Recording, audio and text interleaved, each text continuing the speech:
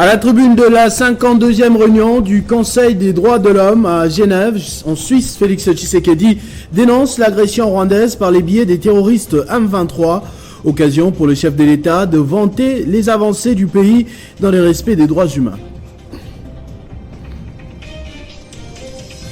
Emmanuel Macron clôturera sa tournée africaine à Kinshasa. Le Palais de la Nation et l'Élysée ont confirmé ce programme qui s'inscrit dans le cadre du renforcement de la coopération entre la France et l'Afrique, actuellement fortement inquiétée.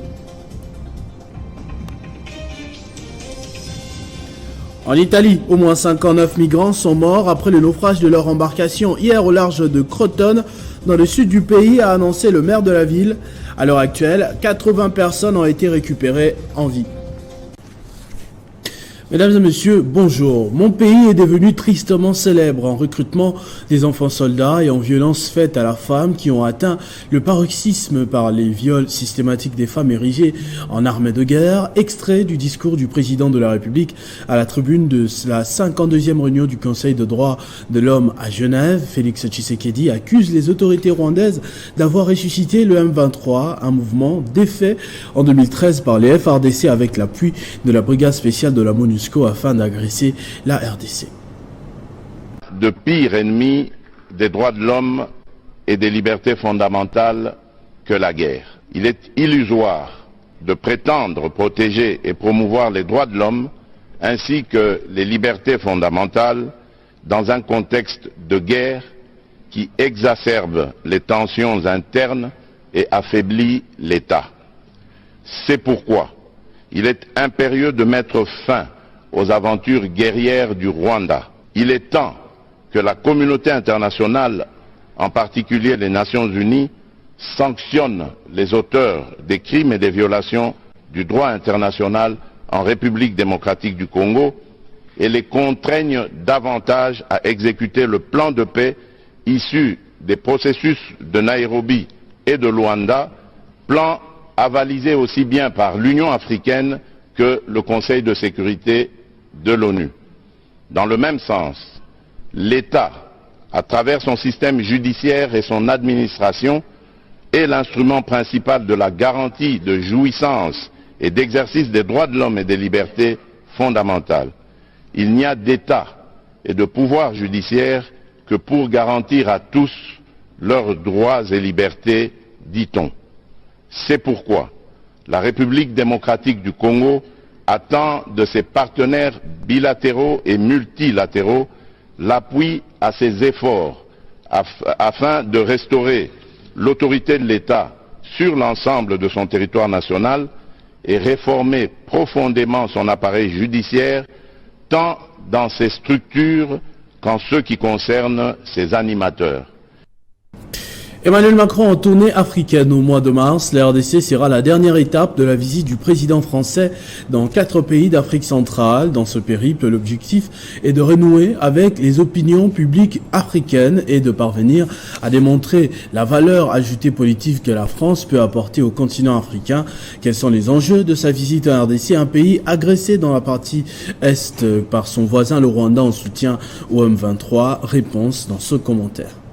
C'est dans 2 jours que commence la tournée du président français, tournée qui le conduira dans quelques pays de l'Afrique centrale. Emmanuel Macron s'efforcera de refonder les relations de son pays avec le continent africain. Du 1er au 5 mars, Emmanuel Macron devra convaincre l'opinion publique face aux sentiments anti-français grandissant sur les continents. Les forces françaises chassées du Mali et du Burkina Faso, avec respectivement la fin de l'opération Barkhane et le départ de la force Sabre. Une perte de vitesse qui profite aujourd'hui à la Chine et la Russie en quête de nouveaux partenaires avec les pays africains. La République démocratique du Congo, parmi les 4 pays inscrits dans l'agenda du président français, une visite oui, mais basée sur quel enjeu? Telle est la question que se pose un bon nombre de Congolais qui ont toujours dénoncé l'inaction des Occidentaux, au mieux l'absence de vraies sanctions contre le Rwanda, dont le soutien au M23 a été suffisamment documenté par les organisations internationales. Dans les dossiers des presses de l'Élysée paru dimanche dernier, la France annonce pour l'étape de la RDC que son président mettra en lumière un partenariat large et dynamique qui s'appuie sur les atouts uniques du pays en matière de recherche, des ressources naturelles et de créativité Et dans le domaine de la santé, le président Macron va visiter l'Institut national de recherche biomédicale que Paris considère comme centre de référence sur les continents et d'illustration de l'excellence congolaise en matière sanitaire. En attendant le discours d'Emmanuel Macron, prévu ce lundi 27 février, en vue de préciser sa vision du partenariat avec les pays africains et de présenter les caps à tenir ces 4 prochaines années, la note n'a nullement évoqué la question sécuritaire qui prévaut en République démocratique du Congo. Du côté de la société civile, les acteurs se préparent à exprimer à Emmanuel Macron leur ras-le-bol en face. Que peut-il faire de plus qu'il n'a pu réaliser depuis son initiative de New York le mercredi 27 février 2022? Dira-t-il la même chose, c'est-à-dire dialoguer avec Kigali et les M23? Telles sont les inquiétudes d'un chef de file de la société civile congolaise. La visite du président français commencera par le Gabon du 1er au 2 mars, puis en Angola et en République du Congo le 3 mars, avant l'étape de Kinshasa prévue le 5 mars.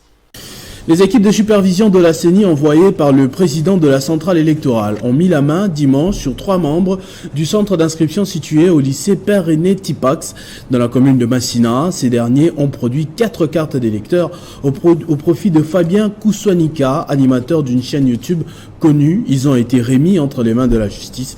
Explication avec Gloria Mbouya.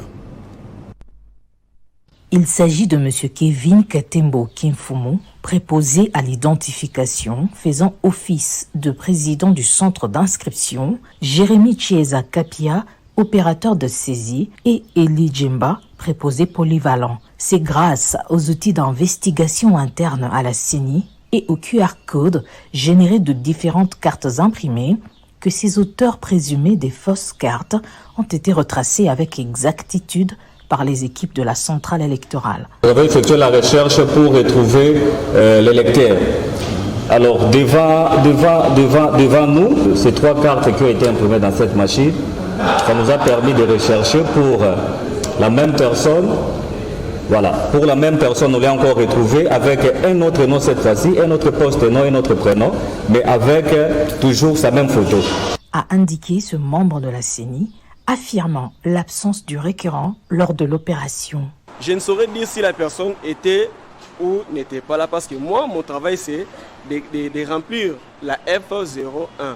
C'est ça mon travail. Interrogés, les incriminés ont avancé des raisons fallacieuses à en croire la CENI, niant avoir participé à une telle entreprise. L'opérateur de saisie du centre d'inscription, lui, a tenté de se justifier, prétextant, selon la CENI, être absent le jour de l'impression de la carte. Il m'est arrivé de m'absenter pendant cette période, surtout les périodes où nous avons fait un constat. Maintenant, en cas d'absence de l'opérateur, c'est le préposé polyvalent qui prend les relèves. Et c'est le major Toumba, commissaire supérieur adjoint de la police nationale congolaise, qui a commandité cette opération en sa qualité de commandant de sécurité de la CENI. Arrivé au bureau, j'ai eu le message du président de la CENI par le biais du conseiller me disant que je dois descendre à Massina. C'était pour qu'on arrête les gens qui ont inscrit une seule personne 4 fois. Les preuves sont dans la machine, on a checké avec eux ensemble, on a retrouvé. Et d'ailleurs, devant moi, avant que je les prenne, ils m'ont dit clairement qu'ils ont aidé la population. Leur mission était d'aider la population moyennant quelque chose. De son côté, le directeur chargé de l'informatique de la CENI, Yves Kota, a rassuré quant à la découverte des forfaits similaires. La CENI a prévu un système de nettoyage du fichier électoral. Et je vous rassure que ces cas et les autres qui ont agi de la même façon pourraient être épinglés lors du nettoyage.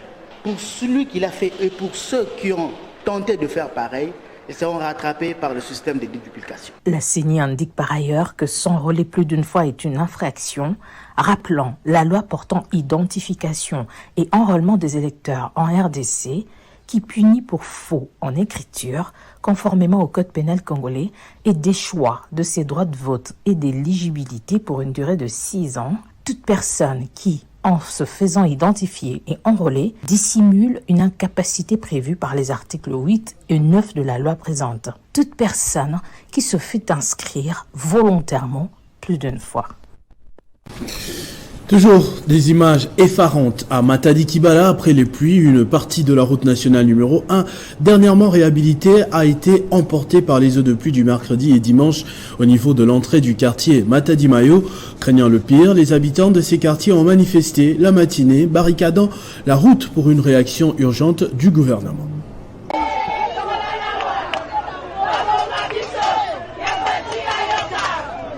Dès 4 heures, les habitants des quartiers Matadi Kibala, Matadi Mayo et Boma ont pris d'assaut la nationale numéro 1 pour exiger la réhabilitation urgente de leur route menacée par plusieurs têtes d'érosion causées par les récentes pluies diluviennes. Brûlant de pneus sur la chaussée pour empêcher la circulation de motos et véhicules et scandant des chansons interpellatrices sur les risques à venir, les habitants de la commune de Mongafula critiquent également les travaux de rénovation effectués sur cette route après être coupée en deux en décembre dernier aux conséquences d'arrêt du trafic Kinshasa-Congo central. Il hausse le ton sur l'efficacité des caniveaux construits qui ne seraient pas à la hauteur des eaux de pluie. Après quelques heures de manifestation, la circulation a repris à bon train suite à l'intervention de la police nationale congolaise venue dégager la voie barricadée par les sinistrés des pluies diluviennes. Ici est de noter que la pluie du mercredi 22 février et celle du dimanche 26 février ont déjà endommagé la RN1 au niveau de l'école Mapinduzi, coupant ainsi en deux l'avenue 3e République perpendiculaire à la RN1 allant vers les quartiers Matadi Mayo.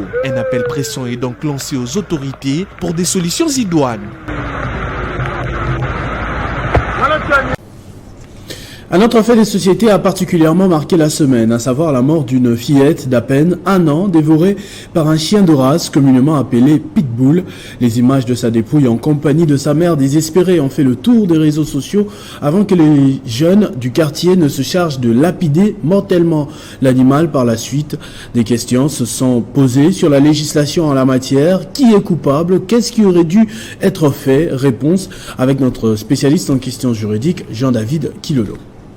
L'affaire du chien appelé communément Pitbull qui a égorgé une fillette d'1 année et demie, Anjili, quartier 4, Féjazé, jusqu'à mettre en évidence la question des responsabilités pour fait des animaux en droit positif congolais. Qu'en est-il de cette responsabilité dans les cas où les animaux causent des dommages à autrui, comme c'est le cas? Répondre à cette question revient à relever l'article 261 du Code civil livre 3 congolais, que le propriétaire ou les détenteurs d'un animal est responsable des dommages causés par cet animal, qu'il soit sous sa garde ou qu'il soit égaré ou échappé. Le gardien est la personne qui exerce un pouvoir de direction, de contrôle et d'usage sur l'animal. Le propriétaire est présumé gardien de l'animal, cela signifie qu'il reste responsable des dommages causés par les animaux confiés à ses préposés. Par exemple, la personne se promenant avec un chien pour rendre service à son propriétaire ne devient pas le gardien du chien. En revanche, la garde peut être transférée par un contrat tel un prêt, un contrat de mise en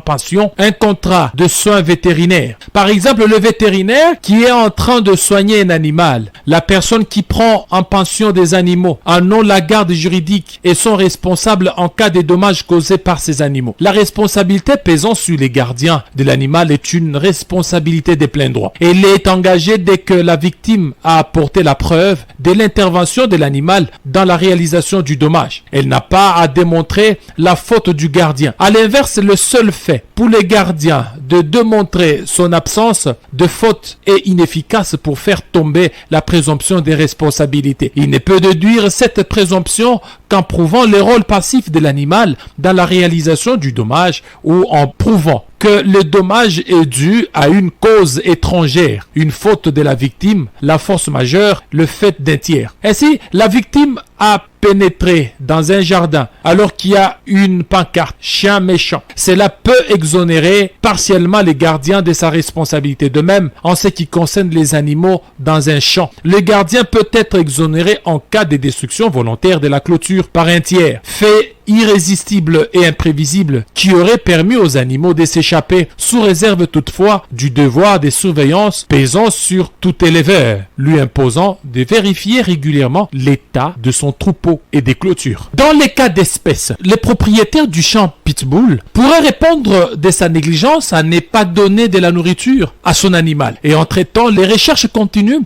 pour trouver où se cacherait le propriétaire du chien carnivore Pitbull.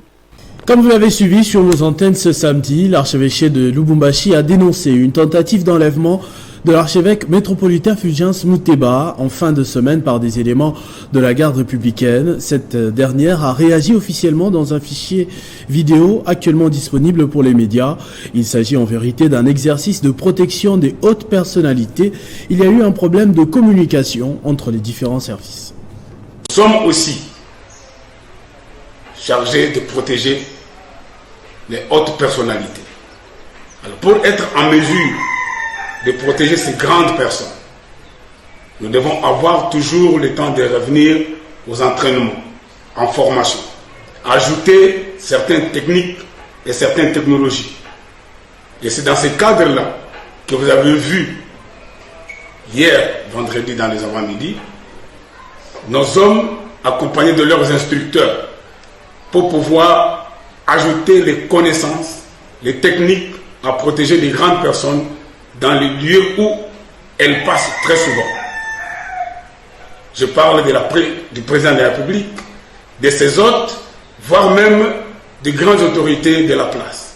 La cathédrale, c'est une église. En dehors de l'église, il y a d'autres endroits où les autorités peuvent passer. Protéger ces autorités dans ces endroits nécessite la maîtrise des choses.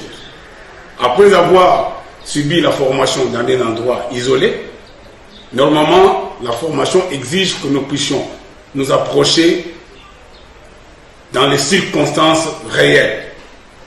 C'est dans ce cadre que quelques éléments de notre armée, de notre unité, qui sont en formation avec leurs instructeurs, se sont approchés auprès de la cathédrale. Ils ont bonnement demandé l'autorisation pour faire leur mission, pour faire la pratique. Mais comme la population civile n'était pas informée, voilà pourquoi il y a eu des récupérations, des interprétations qui ne cadraient pas avec l'objet en soi. En Italie, au moins 59 migrants sont morts après le naufrage de leur embarcation hier au large de la Crotone dans le sud du pays, a annoncé le maire de la ville. À l'heure actuelle, 80 personnes ont été récupérées en vie. Les détails dans ce récit d'Héritienne Tambois. Selon les sources italiennes, l'embarcation transportait environ 120 personnes et s'est brisée sur les rochers à quelques mètres de la côte à l'aube du dimanche 26 février. Parmi les victimes figurent, entre autres, un nouveau-né de quelques mois. Des opérations de sauvetage ont lieu depuis ce matin et malheureusement des corps continuent à être trouvés. Un peu plus tôt, un policier a sorti de l'eau le corps d'un enfant. Le bateau provenait d'Izmir en Turquie où elle avait pris en charge des migrants venus d'Afghanistan, d'Iran et plusieurs autres pays. Ce nouveau naufrage survient quelques jours à peine après l'adoption par le Parlement italien de nouvelles règles controversées sur le sauvetage des migrants. La nouvelle loi du gouvernement d'extrême droite oblige les navires humanitaires à effectuer un seul sauvetage à la fois, ce qui, selon les critiques, augmente les risques de décès en Méditerranée centrale, dont la traversée est considérée comme la plus périlleuse au monde pour les migrants. La situation géographique de l'Italie en fait une destination des choix pour des demandeurs d'asile qui passent de l'Afrique du Nord à l'Europe, et Rome s'est plaint depuis longtemps du nombre d'arrivées sur son territoire. On rappelle tout de suite les principaux titres.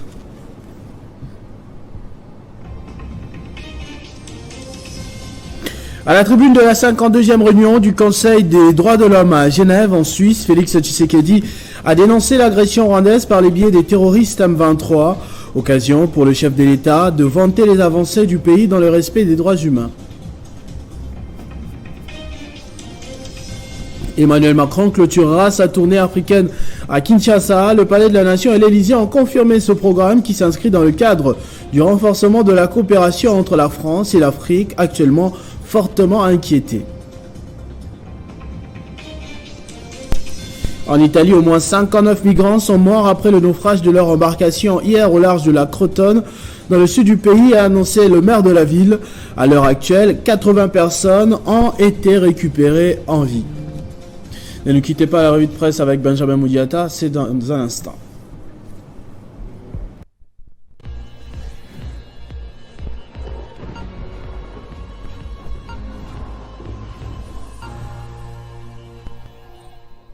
Benjamin Moudiata qui va me rejoindre de l'autre côté du plateau. Bonjour et bienvenue Benjamin. Bonjour à vous Christopher et à tous ceux qui nous suivent à travers le monde. Première question, Emmanuel Macron est attendu à Kinshasa le 5 mars. Le sujet fait la une de pratiquement tous les journaux, que ce soit à Kinshasa ou encore en France, à l'image des RFI derrière vous.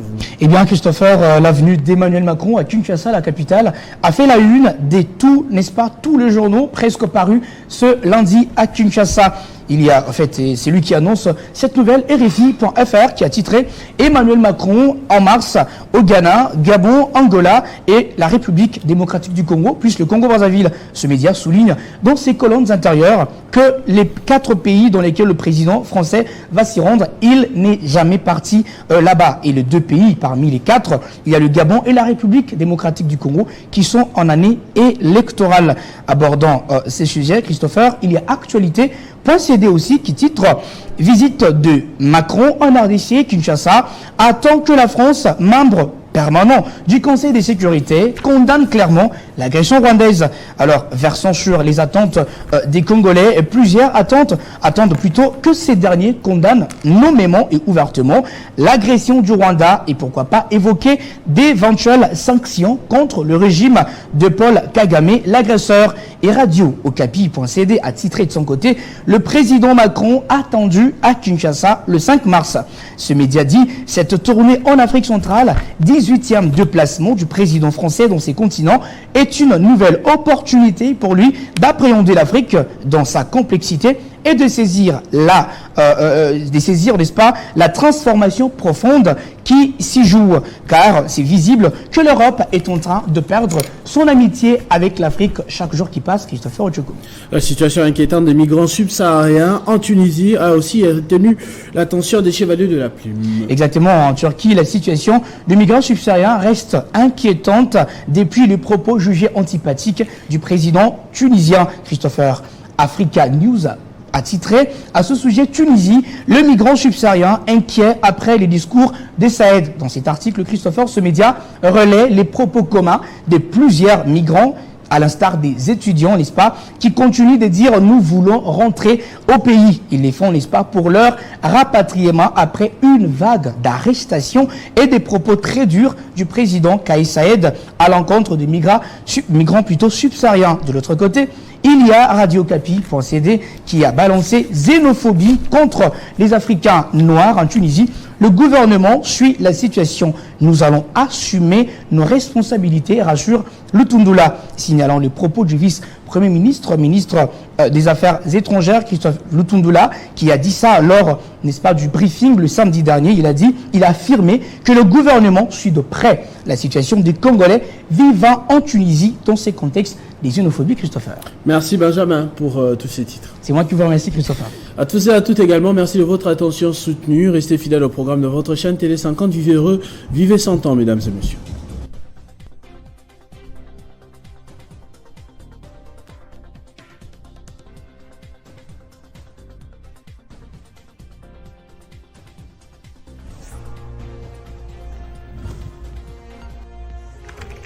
L'actualité reste incontinue.